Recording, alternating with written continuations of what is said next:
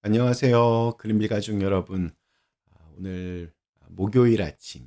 네, 오늘도 이렇게 매일 한 말씀으로 또 오늘 하루를 시작하는 모든 분들에게 오늘 하루의 시간 동안 또 우리에게 어떤 일이 일어날지 모르겠지만 하나님을 믿는 사람다운 그런 반응의 능력이 있는 날이 되시기를 간절히 기원합니다.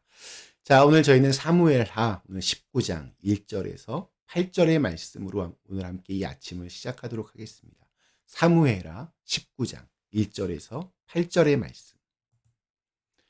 어떤 사람이 요압에게 아뢰되 왕이 압살롬을 위하여 울며 슬퍼하시나이다 하니 왕이 그 아들을 위하여 슬퍼한다 함이 그날의 백성들에게 들림에 그날의 승리가 모든 백성에게 슬픔이 된지라.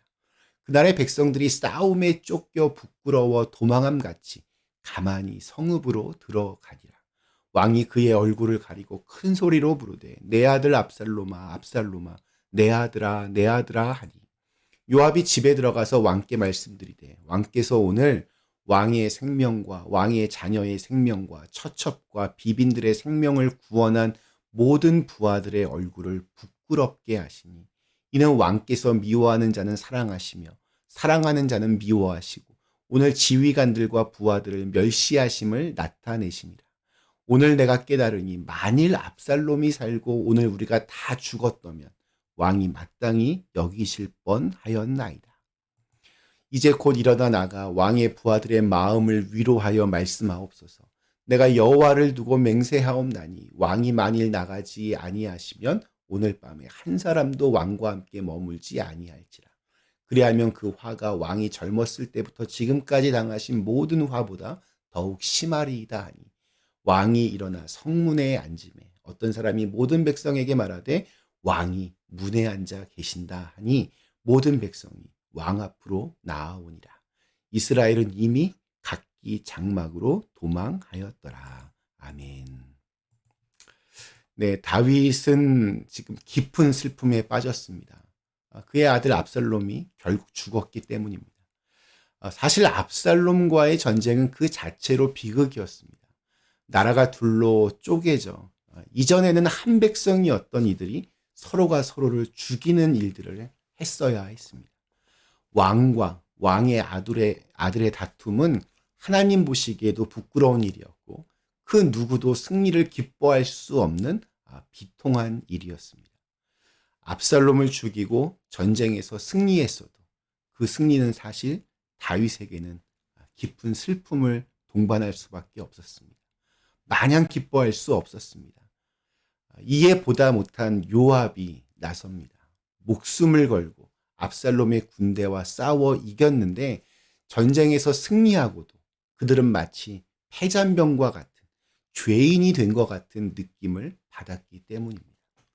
그날의 군인들이 마치 싸움터에서 도망쳐 나올 때 부끄러워서 빠져나가는 것처럼 슬며시 성 안으로 들어왔다고 3절은 기록하고 있습니다. 압살롬의 그 반란군과의 전쟁에서 다윗은 처음에는 자기도 출정하겠다고 했습니다. 요압을 비롯한 신하들의 만류로 직접 전장에 나가 싸우지는 않았지만 다윗은 그 전쟁에 대한 의지가 분명히 있었습니다. 그리고 절대적으로 수적인 열세에 있었던 그 전쟁은 하나님의 도우심으로 크게 승리할 수 있었습니다. 군인들은 모두 다 다윗을 위해 최선을 다해 싸웠는데 정작 다윗은 지금 혼자 슬픔에 빠져서 자신에게 충성한 군인들의 마음을 헤아리지를 못하고 있습니다. 물론 다윗의 상황 충분히 이해가 갑니다. 아들이 죽었으니 얼마나 슬펐겠습니까? 그러나 이것은 전쟁이었습니다. 전쟁을 지시한 것은 다윗 본인이었습니다. 만약에 아들이 죽기를 그토록 바라지 않았다면 전쟁을 지시하지도 말았어야 했습니다. 싸우라고 하는 자신의 명령 때문에 목숨 걸고 싸운 군사들이 지금 앞에 있습니다. 전투에서 안타까운 목숨을 잃은 이들이 많이 있었습니다. 그 전투에서 아들을 잃은 사람은 다윗 혼자가 아닙니다. 지도자의 자리는 그래서 아주 무거울 수밖에 없습니다. 근데 그 무게를 견뎌내야 합니다. 왕의 자리는 어렵고 무겁습니다. 사사로이 자신의 생각과 뜻만을 고집할 수 없기 때문입니다. 왕의 권위가 아무리 하늘을 찔러도 때로는 자신의 뜻과 생각을 뒤로하고 또 다른 사람들을 생각해야 할 때가 있습니다. 어느 때는 자신의 감정을 드러내지 말아야 되고 때로는 고개를 숙일 때도 있어야 합니다. 자신의 걸음을 늦춰서 천천히 가야 할 때도 있고 또 숨가쁘게 빨리 뛰어야 할 때도 있습니다. 이것은 비단 왕에게만 국한되지 않을 겁니다. 우리들도 그렇습니다. 내 감정, 내 생각을 늘 고집하고 내 기분에 따라 행동하고 말한다면 어찌 다른 사람들과 함께 조화롭게 살 수 있겠습니까? 자기 감정대로만, 기분대로만 결정하고 움직이면 그 곁에 누가 남아 있겠습니까? 내 기분이 태도가 되지 말아야 한다라고 하는 유명한 말이 있습니다. 예를 들어서 학교 선생님이 출근 전에 아침에 부부싸움을 아주 심하게 했습니다. 근데 학교에 와서도 자기가 기분 나쁘다고 계속해서 학생들에게 짜증을 낸다면 그 짜증은 고스란히 학생들에게도 전해져서 교실 전체 분위기가 아주 엉망이 될 것입니다. 하버드 대학교 뇌과학자 질 볼트 테일러 박사는 책임감을 이렇게 정의합니다. 책임감이란 특정 순간 감각계로 들어오는 자극에 어떻게 반응할지 선택하는 능력이다.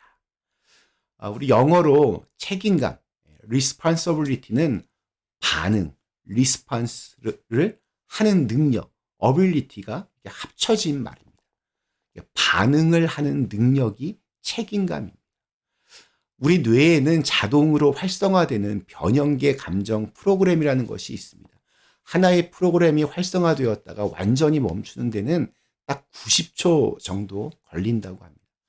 가령 분노라고 하는 감정이 자동으로 유발되는데 어떤 외부적인, 내부적인 계기로 인해서 뇌가 분비한 화학 물질이 몸에 차오르면 우리는 생리적인 반응을 겪게 됩니다.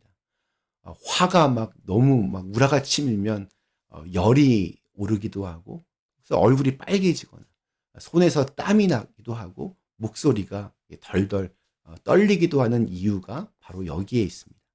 하지만 최초의 자극이 있고 90초 안에 분노를 구성하는 그 화학 성분이 혈류에서 완전히 빠져나가면 그 자동 반응은 거기에서 끝이 납니다. 문제는 그 다음입니다. 90초가 지났는데도 여전히 화가 나 있다면 그것은 자기 스스로 선택해서 그렇게 되는 겁니다. 나에게 남아있는 모든 감정은 내가 스스로 선택한 것입니다. 오늘 읽은 말씀에서 다윗은 그 부분에서 실패했습니다. 다윗의 슬픔은 백성들과 군사들에게 마치 죄인이 된 것 같은 큰 잘못을 저지른 것 같은 당혹감을 안겨주었습니다. 자신의 슬픔이 너무 커서 다른 사람들의 마음이 보이지를 않았고 그들을 헤아릴 수 없었습니다. 마지막 8절에서는 그래도 감사하게 요압의 권유로 다윗이 성문에 앉아있는 모습으로 마무리가 됩니다. 앉았다. 이건 단순히 다윗이 이렇게 어딘가에 앉아있는 그 행위를 이야기하는 것이 아닙니다. 다시 왕좌에 앉아서 그 왕권을 회복하게 되었다는 것을 의미합니다. 이렇게 하나님은 다윗을 회복시키시고 아직 그가 완성하지 못한 사명을 감당하도록 이끌어 주십니다. 때로 우리의 인간적인 감정이나 또 연약한 모습이 하나님의 일을 가리울 때가 있습니다. 하나님께서 우리에게 맡겨주신 일이 무엇인지, 주어진 역할이 무엇인지를 잊은 채 그냥 자기 자신에게만 매몰되어서 주변을 바라보지 못할 때가 많이 있습니다. 오늘 우리에게 주신 하루, 하나님을 믿는 사람다운 그런 좋은 반응의 능력이 우리에게 있기를 기원합니다. 그래서 우리에게 주어진 사명과 또 우리를 부르신 소명이 무엇인지를 되새기며 말씀 앞에 겸손히 무릎 꿇는 날이 되시기를 간절히 기원합니다. 잠시 함께 기도하시겠습니다. 좋으신 하나님, 다윗은 자기의 슬픔이 너무 커서 다른 사람들의 마음을 헤아리지 못했습니다. 우리들도 그럴 때 참 많이 있습니다. 내 기분과 내 감정에만 매몰되어서 미처 내가 해야 될 아, 좋은 하나님 믿는 사람다운 반응의 능력을 보여주지 못할 때가 많이 있습니다. 하나님을 믿는 사람다운 책임감을 가지고 항상 어떤 일이든지 잘 하나님께서 원하시는 반응을 할 수 있도록 인도하여 주시옵소서. 예수님의 이름으로 간절히 기도드리옵나이다. 아멘.